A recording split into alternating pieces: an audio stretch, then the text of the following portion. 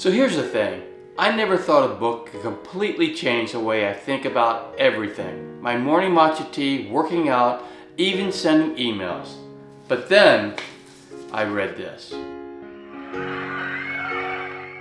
Atomic Habits by James Clear is a manual for leveling up your life one tiny change at a time. And here's what I learned. James Clear's big idea, small habits compounding to massive results. It's not about making huge changes overnight, it's about getting 1% better every day.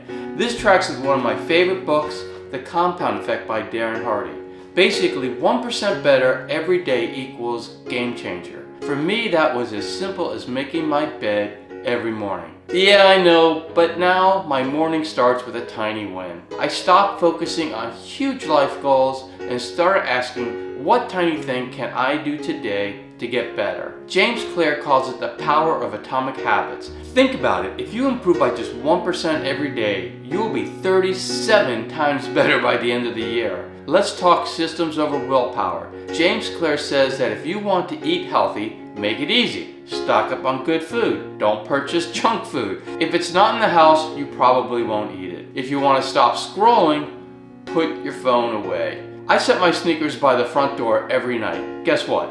I work out or run every morning now. It's not magic, it's habit. And it doesn't hurt that my wife works out and runs with me.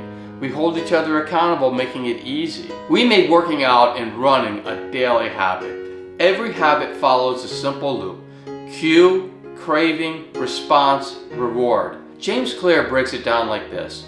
Want to read more? Make the cue obvious. I put a book near my bed so I see it every night.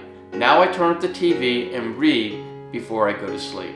And if there's a habit you want to break, interrupt the loop. I don't buy junk food from the grocery store, so I don't have it in my house to eat it. Craving is the motivation behind the habit.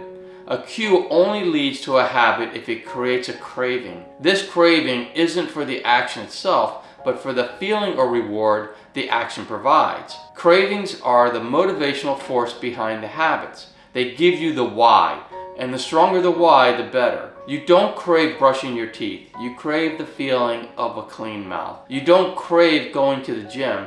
You crave the endorphins, the sense of accomplishment, and the physical change to your body over time. The response is the actual action or habit you perform. Whether or not you respond depends on your motivation, ability, and whether the cue or craving are strong enough. Putting on your running shoes and going for a jog. Making and pouring yourself a fresh cup of matcha tea. James Clear emphasizes that making the response easy is crucial to ensuring the habit sticks. The smaller and simpler the action, the more likely it will occur. And finally, the reward, which is the outcome that reinforces the habit. Basically, the reward is the end goal of the habit. It satisfies the craving and teaches your brain that the behavior is worth repeating in the future. The more rewarding the experience, the stronger the habit becomes. The feeling of energy and accomplishment after a jog. The warmth and flavor of the matcha tea waking you up. Rewards are essential because they close the habit loop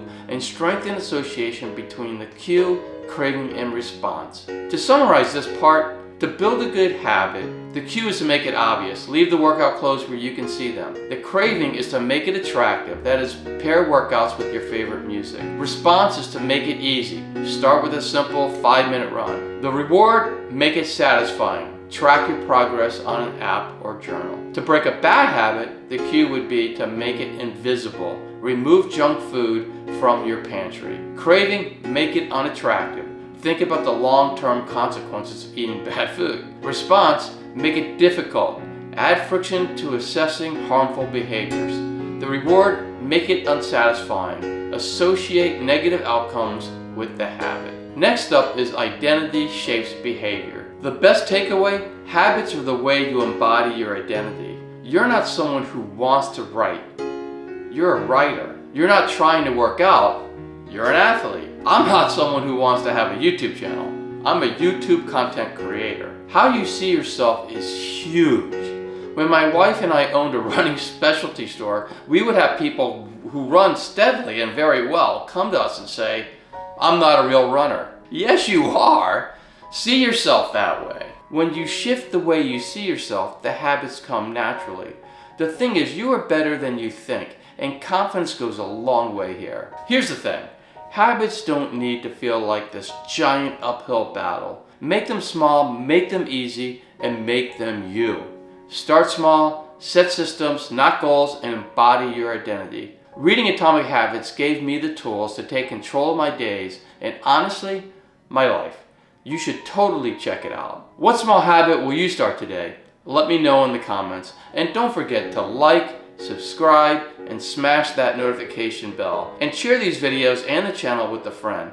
I am also sending you 2 other videos on how to live a healthy life.